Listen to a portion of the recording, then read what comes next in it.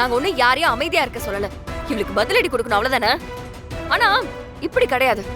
என்ன உங்க புருஷனை தூண்டி விட்டு வேடிக்கை பாக்குறீங்களா?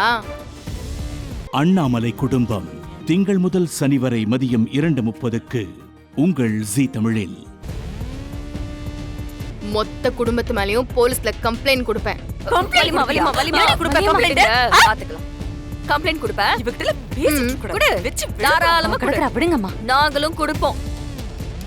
அதுக்கு முன்னாடி இவ நம்ம கிட்ட என்ன சொன்னா? நம்ம தூக்கத்தை எல்லாத்தையும் தானே கெடுப்பேன்னு சொன்னா. இன்னைக்கு ஃபுல்லா இவ தூக்கத்தை நாம கெடுக்கிறோம்.